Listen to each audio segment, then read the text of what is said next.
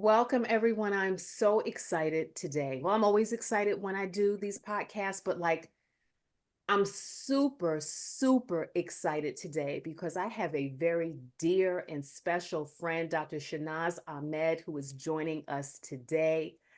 Um, in just a few moments, we are going to open up, let this conversation be ebb and flow because I'm already feeling tremendous energy coming through Zoom. But we're going to start with a prayer. Is that okay, Shanaz? Absolutely. All right, we're going to start with a centering prayer, and this is from one of my favorite books. It's Centering Prayers by Peter Haas, and Mhm. this is a prayer that is specifically for today, which is May 1st. Okay. And the prayer is called "Hold Me in Your Steadfast Love." Faithful giver of life, let your face shine on me. Hold me in your steadfast love. Let me know your forgiveness, for I call upon you. Let all my fears be cast out. Let me speak with the integrity of truth. Amen. Amen. Hmm.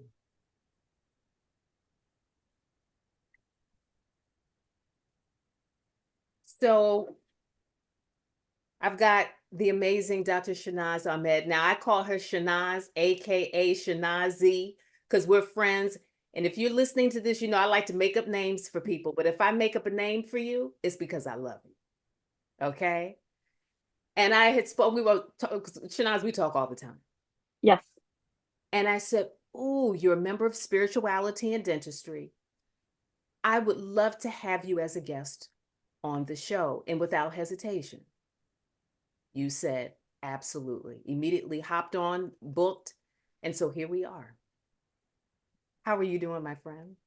I am wonderful, Shireen. First of all, I am absolutely honored to be on your show. I'm honored that you invited me. And it's a real honor that you call me Shanazi, because that's one of the things I want to do in my life is talk about the names we give people and how it connects us emotionally. And these are also the gifts of the Creator to be able to put love in our hearts, to give that love to another person's heart, and to share that. So thank you. Well, you're very welcome. And in addition to Shanazi, I also call you Reverend sometimes because so Shanaz is a life coach, Yes. my good friend. But when you have a zone of genius, like in like my zone of genius is sales, okay? Your zone of genius is being a life coach. And when you have a zone of genius, it pours into even just your personal relationships because organically you can't help it. And so sometimes I feel like we're talking as friends, but your power in what you give away in your life coaching, it just pours out. And I call you Reverend because I feel like you're just gifted. So can you open up and share? Okay, you are semi-retired as a dentist, a pediatric dentist, Yes. and blessed enough to sell your practice, but you have other passions. Yes. And I'd love, So I have a couple of passions. yeah. One is life coaching. And I don't know when it started. I think it all started with growing yourself. And when you grow yourself, what you have to do is silence the noise outside where everybody's telling you who you need to be, what you need to be. And then you focus in on this side, inside. What is that? And once you learn to focus what's on this inside, then you start hearing other people, their voices. It's almost like Superman. You can hear all these voices. You hear other people's voices, and you just know what's on their inside too. You can hear it. It comes through. No matter how much cacophony of noises you have, who you are on the inside always rings through. You may think we can't see it, but that's who you are. It comes out and I'm able to see it. And so that's where the life coaching came in. When people ask me questions and says, I have this, I'm like, forget about what you have. Forget about all of that. Let's take all that outside out of this equation. Let's talk about what's here. And I'm able to see that, and I'm able to bring it out, and I'm able to get you or the other person to see that, what's inside them, what propels them, and then to lead themselves in an authentic way. So that's where the whole life coaching came in. And part of it is also life coaching myself, because the dream since I was a child was to always write, was to be a published author. That was the dream. And that dream was there, but then the outside voice, the culture, everything else, you have to be a doctor, you have to do this, you have to do that. Okay, I got married, I got to do this, I got to do that. I started my practice. Everything's good. But you know what? This inside was never good. It was crying. It was screaming soundlessly to come out. And then I said, you know what? No more. I started writing. I wrote my book. My book is finished, Shireen. My book is finished. What does that mean? Because, I've never written a book, but some people say it's finished, but it's in process with publishing. What does that mean? Is finished? When can I go buy it? Well, what is the process here, and what is the name of it? Can we talk? Sure. Okay. So the working title, I call it working title because it could change. The working title right now is called Porn by Charcoal. Okay. And that's the title of the book. What I mean by it's finished is that it's finished by me. I have worked through 1 draft, 2 drafts, 3 drafts, 4 drafts. I've gone with an editor. I've had someone else read it. And now it's done from Shanaz's side of the picture. Mm-hmm. From here, I have 2 options. Okay. Option 1 is I could have published on Amazon 10 years ago, not literally 10 years ago, but definitely a few months ago, and it would be out. Anyone could have bought it. But that's not my journey. That's not my goal. For me, the dream is to be traditionally published. And it may be arrogant, but for me, it is this thing that's the gold standard for me. Even if I die and the book's not traditionally published, I still wouldn't on my deathbed say, you know what, I'll just publish on Amazon. Because at that point, it doesn't matter. This is the dream. This is the goal. That's what I'm pursuing. So to get to that goal, I have to be agented. So I'm done with the book. The book's ready to go. Okay. I'm talking to agents. I'm sending it out, which is called the process of querying. Mm-hmm, mm-hmm. So let's say you're an agent. I'd be like, hey, hi, Shireen. I have this book. This is the title. And this is what this book is about. And this is the journey of the book. And then you'd be like, you know what? Send me the first chapter. Send me some more. And then you'd review it. And if you really like it, and not just like the book, but you also like working with me. Got it. Okay. Then you're like, let me champion this book. And then you will have to sell it to a publisher. And then it's 2 years from then, Shireen can buy the book. Okay. All right. Now, let me ask you this, because spirituality and dentistry, and spirituality is a very broad term. I always say this during the podcast, that a lot of people think when we talk about spirituality that it has to be a religious affiliation, and it does not. In fact, we welcome everyone in spirituality and dentistry, although we have a lot of Christians in the group. Would you say that your book, if there's someone, a member of spirituality and dentistry, and they are in process of growing spiritually, would your book be attractive to someone in our group? Is there a spin? Is there a spiritual spin or notation in your book? My book, the main character, her name is Rifat, and she's spiritual, She's connected to God Mm, and through the religion of Islam. mhm, And she is, right from the first chapter, she is grappling with her inner desire to be an artist and the dictates of the religion and what art is allowed in the religion and what's not allowed in the religion. And mm, she's grappling with the dictates of what a religion tells you as a woman you need to be, or what people have said that this is what the religion says. And throughout the book, she's constantly trying to find herself and the religion. So I would say absolutely yes. absolutely. So you'll have to please share, once you have your agent, once it's, that you please post that information. And what excites me about us even having this conversation today is we really focus a lot on Christianity in the group, but now we have a different perspective, a different religious perspective.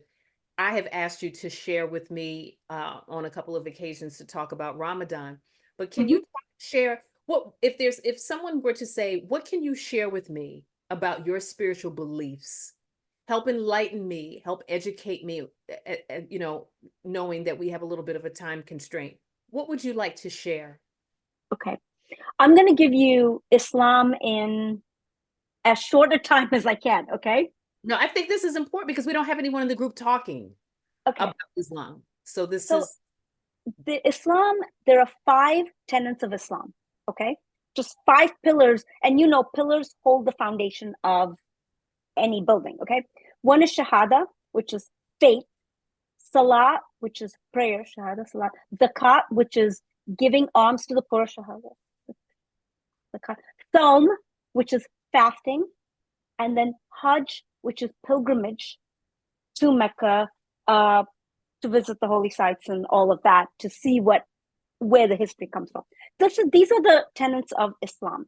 My favorite, I'm going to talk about, obviously faith is important because you can't go anywhere without faith in believing that God is one, God will take care of you, that God is the ultimate, right? There's faith in that.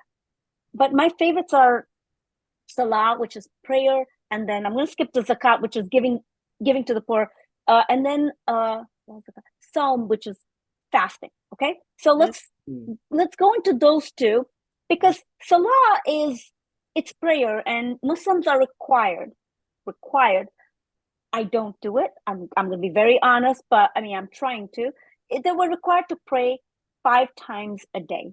Okay, and in one aspect, you could look, man, life is so busy. What do you mean? You got to stop everything and go, do your ablution and then go pray. Yeah, it takes about 5 minutes out of your day 5 times a day. So that's one element I love. And then the fasting. Okay. So let's talk about Salat first.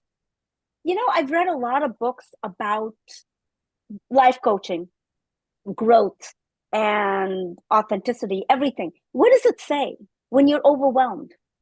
When you just can't handle everything, when everything's like all these windows are open, what does it say? Turn everything off, stop, take a deep breath, connect. And there are some books that actually say do it 5 times a day. And when wow. I read this, there's some books. I'm not talking by Muslims. That we're talking like people like Wayne Dyer, Tony Robbins. Those big people. Oh, do it 5 times a day so you can reorient your brain. And I was like, oh my God, that's what it is stopping your day and then turning everything off, connecting to the creator and clearing your brain and saying, okay, this is what's going on in my life. Okay, now get my energy back. Let's start again. That's what it is 5 times a day. And also when things are too much, how when things get so much, you just can't, or you're dealing with so much hurt sometimes, you're just like, I need help. I can't go another moment. Just go wash, come back, pray, and say, God, here are my worries. Here you go. Have them, please. Come over This to is, you. thank you. Turn it I'm over to going to give it to you. Thank you. Help me. Whatever you choose for me is what you choose for me. I accept you. So that's 5 times a day. That's part of Islam, right? Then my other thing I love is I said the Psalm, which is fasting. Now, fasting we do in the month of Ramadan. Fasting is from And now sunrise. Ramadan, is that the ninth month? When is Ramadan? When is Oh God, I think it is the ninth month the of the ninth year. month? Yeah, Okay. ninth Okay. Arabic month. I used to know my Arabic months, but I No, this don't anymore. I'm pretty sure it's the ninth month, Ramadan, and then I'm pretty sure it's the ninth month of the year. Anyway, of the Islamic calendar. So during this month, okay, it's a lunar calendar. So when you see the moon, until you see the moon again, that kind of thing. During the month of Ramadan, Muslims wake up early and we eat a heavy breakfast and we keep our fast from sunrise to sunset. And a fast means no food or drink, okay? no, Nothing. you're not having any water. Nothing. Okay. But that's not the element of Ramadan that I love the most. Because the other element that you're also supposed to stay away from, okay? Yes, okay, it's food, drink, water, sex, okay, also. But the element that I love that Islam dictates staying away from is anger, Mm, hate, mm-hmm. contempt. So it's pretty clear. It's pretty dang clear that if you get angry, it's almost like you broke That's your disobedience. fast. That's You disobedience. broke your covenant with God. Mm-hmm. That said, you will, from sunrise to sunset, be at peace. You will turn inward and you will understand what it's like without food or water or anything. Just go in and be at peace and understand what it is like for the others also who have no food, who have no water, who are just there. What is that like for you to get out of yourself and look at the bigger picture? And that's for 30 days. You're doing that for That 30 days? 30 days, sunrise to sunset. And of course, you're praying, you're 5 times a day and all of this. And Okay. yeah. Such tremendous discipline. And because we've spoken and I've had conversations with you during Ramadan and you're on point. I mean, you know, it's I don't know if because you said you're not praying 5 times a day, but you have really been very diligent with the fasting. I hope this isn't a silly question, but I just want to learn. As far as praying 5 times a day, is this like certain times of day? Because Yes. Yeah. how does It is required. First is sunrise. It's from first light till the sun comes right up over the horizon, till you can see the sun. So you have to pray before that sun comes up over the horizon, from first light that to sun. So that's the morning prayer, and it's called Fajr. Then okay? you have the afternoon prayer, which I don't know where the sun's supposed to be for the afternoon prayer. I think it's something where the sun is the highest in the, I don't know, in the sky. I think I don't know the determinations of the sun in those prayers. Then there is the evening prayer before the sun goes down. Mhm. So there's that, and then there's the prayer of after the sun goes down, but there's still light. Mhm. That's the Maghrib. So there's Fajr, there's Zahar, Asr, then there's Maghrib, and then the final one is your night prayer before you go to bed at night.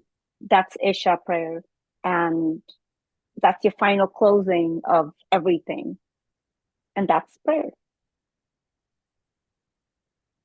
For some people, this may sound like a lot. For me, because of where I'm at in my relationship with God, like I feel like I'm praying a lot anyway. Mhm. And that's what God wants. He wants us to be like that our relationship should be so intimate, like God should be our best friend, that we should be able to call on him, we should be able to spend time with him and to commune with him. And this is, to me, this just sounds so beautiful. It doesn't, to me, doesn't feel like, oh, I have to do this. It feels like this amazing opportunity to connect with the creator and to be present. Yeah, I'm like, I love to bake cakes, I like to cook, like I like to invite people. But to me, I think a friend of mine told me this, and ever since I've been doing this, whenever I'm baking a cake, and before I put it in the oven, as I'm baking the cake, as I'm beating the butter, the sugar, and I'm pouring it into the pan, dear God, may this cake be nourishing to whomever eats it. Dear God, may this cake bring the people who eat this love and happiness and joy in their lives. It's this constant prayer. Like when someone comes into my home, it's always this prayer. May they have goodness. May goodness follow them as they come in, when they leave. And it's this constant connection at all times. Mm. May Mhm. your podcast be successful. May you be happy. Like this, all of that. And that comes from your true connection with God, because I have no power. Everything that happens comes from God. Its power is just, what is that? It is just that the biggest mirage we are all drinking out of. Mm. That's what power is. We think we have the power. We think we have the control. Well, I dare you, if you have the power and the control, I dare you to make the sun rise up from the west and set in the east tomorrow. Do it. And then talk to me. Mm. If there's someone who's listening and or watching this podcast, that whether you're a member of spirituality or in dentistry or not, that wants to grow in their spirituality in some fashion, because there's different ways that you can grow, whether it's spending time in nature, whether it's fasting, whether it's praying, whether it's reading the Bible, yoga, walking the lap. Like there's so many things that you can do to grow spiritually. Because I believe you have a gift, and which is why I'm asking you this question. Do you have any recommendations for someone that might be feeling a little bit lost, but wants to incorporate some form of practice? Do you have any suggestions with respect to how to do this sort of just like on a slow basis, incrementally, not putting a lot of pressure on yourself? Like if you don't have a spiritual practice now, it might seem overwhelming to pray 5 times a day. Absolutely. Absolutely. Your thoughts about that? My go-to is always go take a walk outside in nature. Even if you don't want to go out to a hike, I don't care. Go out to your backyard, walk on your grass, and Grounding. just just walk on your grass Mm-hmm. and allow the sounds and the colors of what's around you to fill you and to fill your soul. That's the first thing. Just take 5 minutes. 5 minutes. Set a timer. Go out there and just say, for 5 minutes, I'm just going to walk. I'm going to look at the colors. The color blue and green are actually healing through our eyes to our souls. It is actually healing to see the colors of the trees and to see the blue of the sky. That's why they say go to the beach. I mean, unfortunately, I don't live by a beach, but whenever I go to a beach, the magic is because of that color of the water. It's your entire eye is filled with this color, and it's that color therapy. We don't recognize all the gifts that the creator has left for us right out in our own backyard. We just don't recognize it. So you asked me for one small strategy. Set your timer for 5 minutes. Go out there and just immerse yourself in what the creator has provided for you, free of charge. Free of charge. I was getting goosebumps as you were talking, because it's one of because I'm on a wooded lot at my house. And sometimes I just go outside and I just look at the trees. And if the wind is blowing, then I'll look, and I'm looking at the limbs just kind of move. And then I look at the sky. And I never really, when I worked in corporate dentistry, didn't appreciate the colors, like you said, color therapy, because I just cognitively, I wasn't there. It was too much overload happening in my life at that time. But what you're saying is so beautiful, because there are a lot of people in spirituality and dentistry that work. They're still working in dentistry. And what you're saying is, whether you work for yourself, you're retired, what have you, even if you're at a dental practice, because you had one, you could go outside for 5 minutes, correct? Yes, you can. You have a lunch break. And is it okay if I share a story with you? Please, It's please it's share. a it's actually, now that we're talking about spirituality and dentistry, there's a blog I wrote years ago, and the title of the blog is called Finding God. And so it's been a dream of mine. I love to travel. It's Yes, you do. been a dream of mine to go to the Galapagos Islands, okay? Yeah, It's just since I was a teenager. yeah. And by the grace of God, I was fortunate. Brad and I, we went to the Galapagos Islands, like, I don't know, 8 years ago, 8, 9 years ago. Got fortunate. And so we're on these islands, okay? And at one point, we're on this volcanic rock, and I can show you my hiking boots. It is just from that one walk, it is all shredded, because if you fall on this rock, it is nice, sharp edges, okay? And so we have a guide. You're following the guide. The guide tells you, look at where my foot is falling, the steps. I want you to put your foot right at that step. Do not try to step any other way. This is the only way, all the stuff. But the thing is, at one point we're walking. It is just the nine of us on this entire island at that point. Nine of us, no one else. The ground is sharp, okay? And I looked around and I felt this small, this small. And I said, oh my God, this is God. Mm. This, you are nothing. You are absolutely nothing. We think we are someone. I mean, I'm not saying you're not a person, but we think we're someone. But here I am in the middle of absolutely nowhere with eight other people just there. Wow. And I could just disappear and nothing would happen. Mm. Nothing would happen. And it was that moment of walking through those rocks and experiencing that just said, oh my gosh, discover God. This is Mm. what God. This is what God is when everything's silent. Yeah. How can we act? Is that, you said it was a blog? Where is it, something that folks can access? I will find it and I'll send you the link. Okay, if you find it, you can post it right in the group. I think it would be powerful for people just hearing your story. If you find it, please post it in the group. Shanaz, you've got a lot. You're just, um, well, I'm getting emotional, but when I first met you, and that was a speed dating, 3 or 4 minutes, and uh, Business speed dating. We're not, oh I yeah, don't swing yes, that way. I yes, don't swing that way. please, Just we're want to going let to you know. the spirituality and Lord, please, we have to say that. Yes, I need to frame that.